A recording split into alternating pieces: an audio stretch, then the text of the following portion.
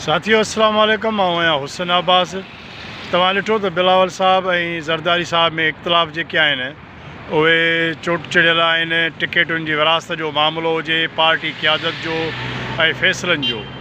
बिलावल साहब पंहिंजो पाण खे बेअख्तियार सम्झनि था ऐं पावरलेस सम्झनि था, जंहिं करे उन्हनि एहतिजाजनि दुबई हलियो वियो। ऐं दुबई में बि हू पंहिंजे फैमिली खे टाइम न ॾेई सघियो। हू पंहिंजो पाण खे टाइम ॾियण जे लाइ हू जेको आहे सो तन्हाई में आहे।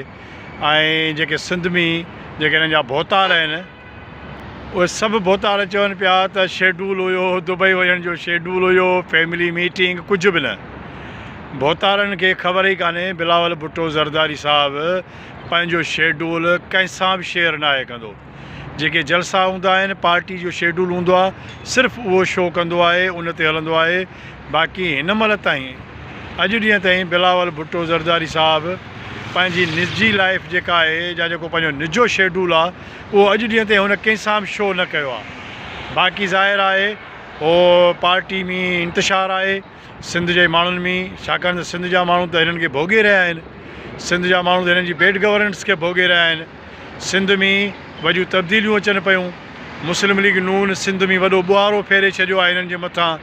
ऐं सिंध में MQM फंक्शनल लीग GDA इहे इताद तेज़ थी विया आहिनि, जंहिंजे करे पीपल्स पार्टी शदीद परेशानीअ जो शिकार आहे। मुस्लिम लीग नून जेको आहे उहो फेडरल में गवर्नमेंट बि ठाहे पई।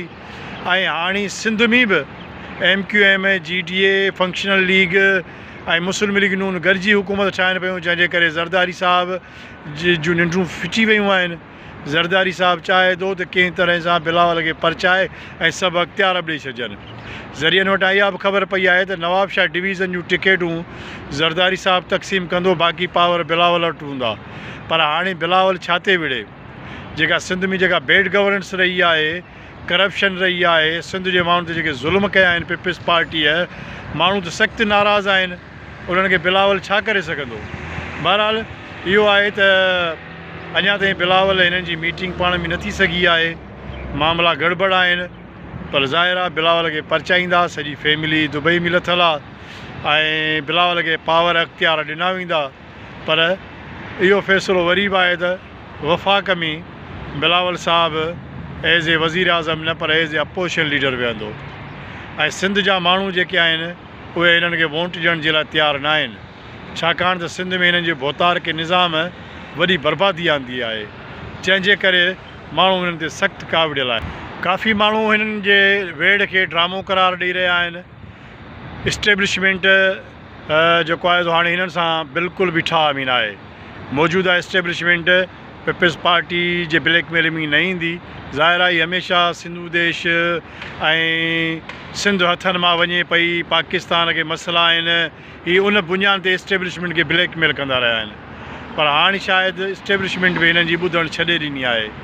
ऐं सिंध में हिननि जेके पंहिंजा वाठा लाथा आहिनि, यानी कि साफ़ी लिफ़ाफ़े वारा भोतार, उन्हनि सभिनी गॾिजी करे बि सिंध खे वॾो नुक़सानु ॾिनो आहे, जंहिंजे करे बिलावल खे इलाही सारा मसइला आहिनि। बिलावल खे सिंध में तब्दीली आणणी पवंदी। पंहिंजे भोतार के निज़ाम में पंहिंजे पार्टी जे अंदरि पार्टी खे हेठि खणी वञिणो पवंदो।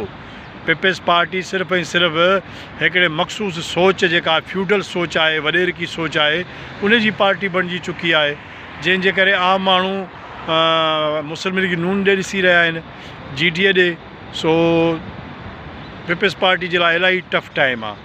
ऐं पीपल्स पार्टी खे जेको बि नुक़सानु ॾिनो आहे, ज़ाहिर आहे ज़रदारी साहब एंड कंपनी, अदी फरियाल टालपुर साहिबा and company, Murad Ali Shah and mafia, इन्हनि सभिनी गॾिजी सिंध खे तीनवाल कयो आहे। ऐं बिलावल ज़रदारी भुट्टो साहब सिर्फ़ु इहो तमाशो ॾिसंदा रहिया आहिनि, को नोटिस न वठी सघिया, छाकाणि त बिलावल जे अख़्तियार में कुझु कोन्हे को। बिलावल खे अखियुनि ते पटी ॿधल आहे। जेसिताईं बिलावल आम माण्हुनि जे मसइलनि खे ॾिसे नथो, तेसिताईं पार्टी माफ़िया जे कब्ज़े में रहंदी। ऐं हिन वक़्तु त विसारे छॾनि त सिंध जो माण्हू हिननि खे वोट ॾींदो, छो जो सिंध जो माण्हुनि वॾो सफ़र कयो आहे।